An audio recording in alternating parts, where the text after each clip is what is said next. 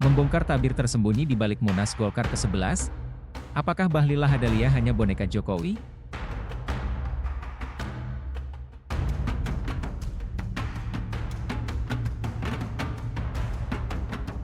Munas Golkar 11 baru saja dimulai, meninggalkan banyak pertanyaan di benak masyarakat politik. Sorotan utama adalah Bahlil Lahadalia sebagai calon tunggal ketua umum Golkar yang baru. Namun, di balik sorotan itu, ada sebuah pertanyaan yang lebih besar yang berkembang di benak dan ruang publik. Apakah Bahlil benar-benar memegang kendali Partai Golkar? Atau ia hanyalah pion dalam permainan politik Presiden Joko Widodo?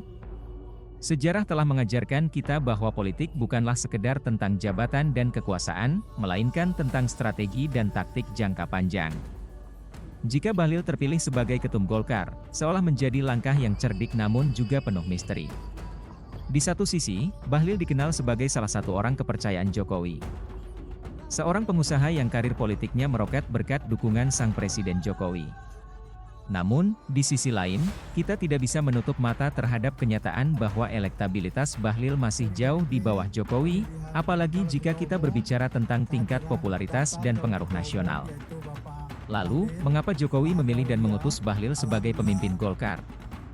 Jawaban yang muncul dari spekulasi yang berkembang adalah sederhana namun mengejutkan, Bahlil hanyalah bumper, sebuah tameng politik yang ditempatkan sementara, sebelum akhirnya digantikan oleh Jokowi sendiri. Ini bukanlah spekulasi kosong, ada alasan kuat di balik skenario ini. Pertama, Jokowi tidak bisa langsung mengambil alih kepemimpinan Golkar sekarang. Karena dia masih menjabat sebagai Presiden RI, mengambil alih kepemimpinan partai besar seperti Golkar di tengah masa jabatan Presiden akan memicu isu bahwa ia memanfaatkan jabatan Presiden untuk kepentingan politik pribadi. Langkah seperti ini akan merusak citra Jokowi yang selama ini berusaha dibangun sebagai Presiden yang netral dan fokus pada kepentingan bangsa. Kedua, dengan menempatkan Bahlil sebagai Ketua Umum Golkar, Jokowi memiliki waktu dan ruang untuk mengatur langkah politik selanjutnya tanpa terlalu banyak sorotan. Bahlil, dengan segala loyalitasnya, bisa diandalkan untuk menjalankan agenda-agenda tertentu yang sejalan dengan kepentingan Jokowi, sambil menjaga stabilitas internal partai.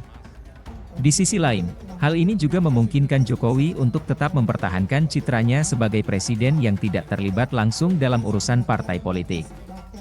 Namun, jika kita berpikir lebih jauh, skenario ini sebenarnya menggambarkan betapa kompleksnya peta politik Indonesia saat ini.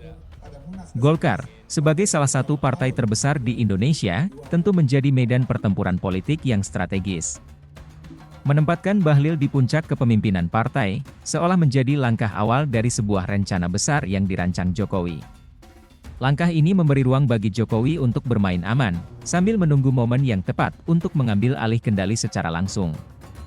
Apakah ini berarti Bahlil akan segera digantikan oleh Jokowi setelah masa jabatan presiden berakhir? Tidak ada yang bisa memastikan, namun semua tanda-tanda mengarah ke sana.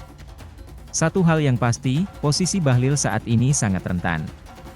Ia tidak hanya harus menghadapi tantangan internal dari sesama kader Golkar yang mungkin merasa lebih layak, tetapi juga harus mampu memenuhi ekspektasi Jokowi yang pasti tidak sedikit. Masa depan Golkar dan Bahlil di partai ini masih menjadi tanda tanya besar.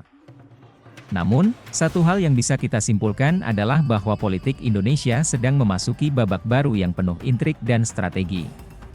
Jokowi, dengan segala pengaruhnya, tampaknya sedang merancang permainan yang lebih besar, dan Bahlil Lahadalia mungkin hanya salah satu bagian dari puzzle besar ini. Pertanyaannya kini adalah, sampai kapan Bahlil bisa bertahan di puncak? Dan apa yang akan terjadi jika Jokowi akhirnya benar-benar turun tangan langsung? Hanya waktu yang bisa menjawab, namun yang pasti, kita sedang menyaksikan sebuah drama politik yang akan menentukan arah masa depan Indonesia. Dari Komite Pemilihan Calon Ketua Umum, kehadiran pendaftar calon ketua umum yaitu Bapak Bahlil Lahadalia. Alhamdulillah, hari ini saya menuntaskan ikhtiar saya kurang lebih selama 1 tahun 3 bulan. Saya pernah menyampaikan lafaz saya, insya Allah kalau ada kompetisi yang dibuka di Partai Golkar, maka saya akan ikut menjadi salah satu peserta kompetisi itu. Saya dibesarkan dengan sebuah sistem demokrasi, sistem kompetisi, dan tata kelola organisasi yang baik. Andaikan pun ada yang mengikuti kompetisi selain saya, itu saya pikir dalam demokrasi di Golkar itu biasa-biasa saja. Tidak usah untuk diperdebatkan, dan saya kebetulan mazhab saya mazhab kompetisi. Tidak benar jabatan pemberian, tapi selalu jabatan kita kompetisi. Dan kompetisi di Golkar itu sesuatu yang indah karena bertanding untuk bersanding.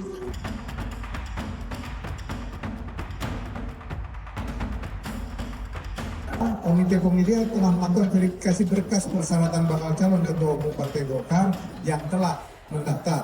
Berkas pendaftaran bakal calon atas nama Bahlil Lahadalia dinyatakan lengkap dan memenuhi persyaratan sebagai calon ketua umum pada Munas ke-11 Partai Golkar tahun 2020.